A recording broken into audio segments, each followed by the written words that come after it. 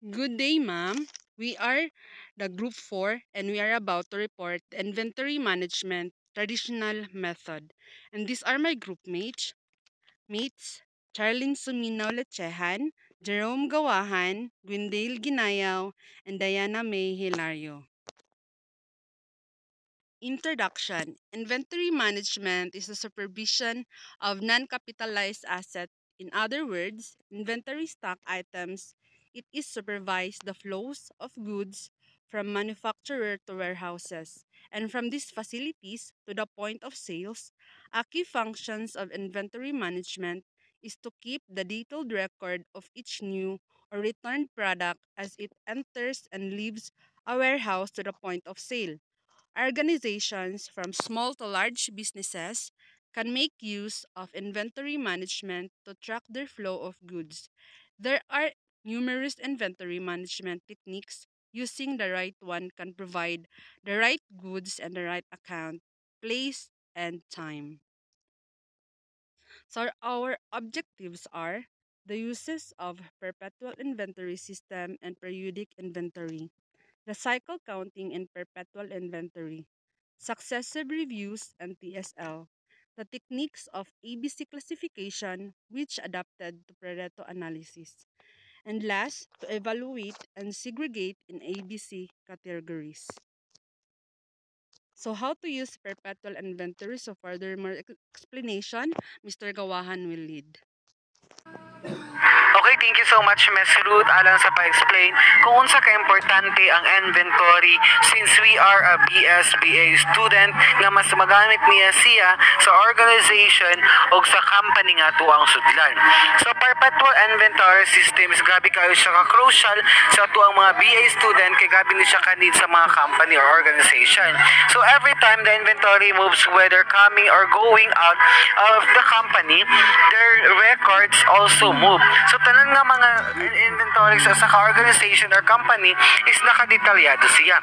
Sugod sa permero hangtod sa kinalasan na siya kining mga pagsibog ug kining ug kabaguhan alang sa tuang inventory kay mo gid siya grabe ka crucial sa isa ka organization. So the second is you have to have a computation of your COGS or COGS and ending inventory. So tanan nga mga nasa organization is naka-inventory siya naka-computize ta sa tuang pangbuhaton nga inventory. Sugod sa permiro hangtod sa kinalasan. So dili siya pwede nga dita maka-inventory kay tuod man kini siya nga inventories daw kayo siya impact sa imuha ug sa imuhang kaugalingon kay isa ka nga nanarbaho ug para dili pud madaot ang imuhang background ug dili kay pagkawat. So you always have an available updated balance of your inventory as of data. So sugod sa permiro, so napod tay sugod pinakalas. So na-total nimo tanan dito sa tuang sa imong inventory nga ang imong inventory is hanay siya. Walay pagkulang sa imong inventory tuod man nahimo kini nimo og tarong. Kaya have some share with you nga ang kini inventory is ako gapon siya nga sudlan way back na nagtrabaho ko sa Forest Park and grabe kay ko katingful ani tuod man nakaabalo ko sa pag inventory labi na sa hotel nga ko ang gisudlan gina-check na ko ang mga toiletries nga ibutang namo sa rooms kung pila ka ang gibutang bilang labilin usugod sa buntag hangtod sa hapon. So grabe kay siya ka crucial kay pasa din ako sa accounting so kung nay mali ani sa ako ang feedback.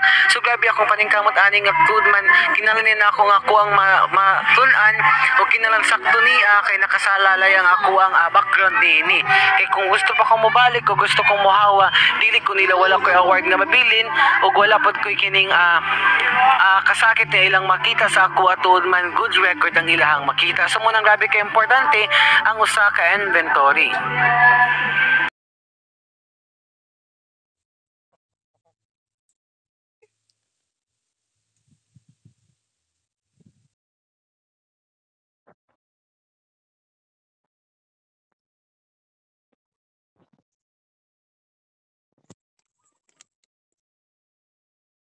Ms. Gwendale Rose Ginayaw.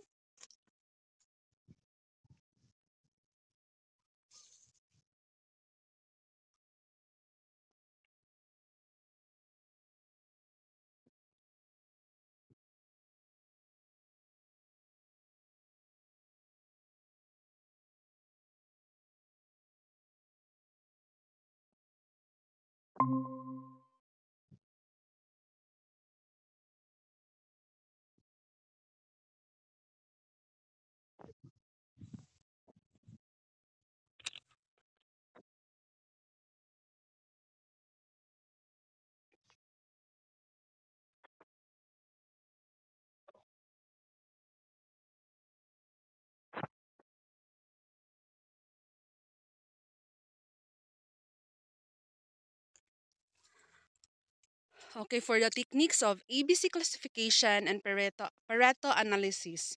So, Pareto and ABC classification, also known as the ABC Successive reviews analysis, can be is a any technique that convenient period categorizes depending on the inventory items location into different of the groups supplier and the based on their case respective of importance, delivering demand, and regularly. value.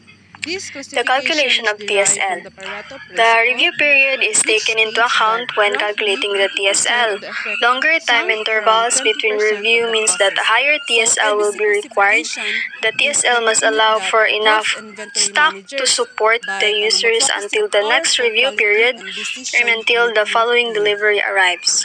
Hence, we need to take into account the average demand Perpetual over inventory this data and extended time usable period. inventory data Formula 1. is vital to So maintain DAV, the integrity which of the is the stock average record, demand times review user period discipline, but plus lead also good time counting plus discipline. safety The stock primary level. purpose of stock checking, counting items, and checking quantities found against the quantities record in inventory management system, taking advantage of stock checking process to check location of each item and labeled correctly in usable condition. So the traditional approach of stock checking is to set an annual stock count, usually the beginning of January 1 or near the end of the country tax year. It requires hiring temporary personnel or using existing personnel, which may halt activities or prevent sales while the count take place. Another approach is to count a proportion of, of items regularly throughout the year using normal stores or warehouse personnel. So, two approach to cycle counting. One, count each item at least one during each replenishment cycle. Replenishment means restoration of stock to a former level or condition. Use ABC analysis to set up a counting plan. So, there are three categories in ABC analysis. So, there are category A, category B, and category C. So, um, furthermore, si Miss Diana May Hilario ang explain.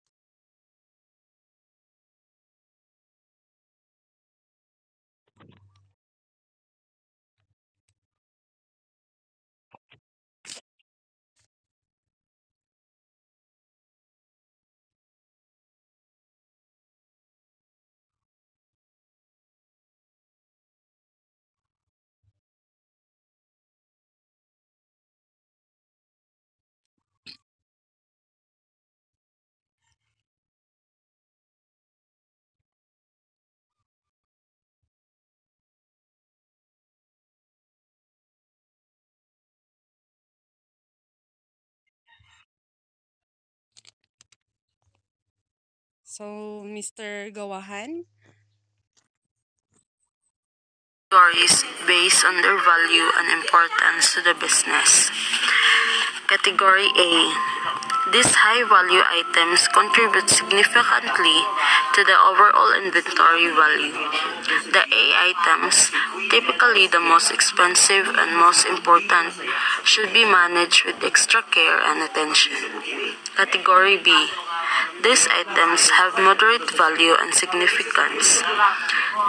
The B items are also important for the business success, but not as much as A. Category C. These items have relatively low value and contribute to the smaller portion of the overall inventory value. The C items are not as important for the business success. A. expensive inventory, accurate control required. B. Moderate value inventory and moderate control required. And C.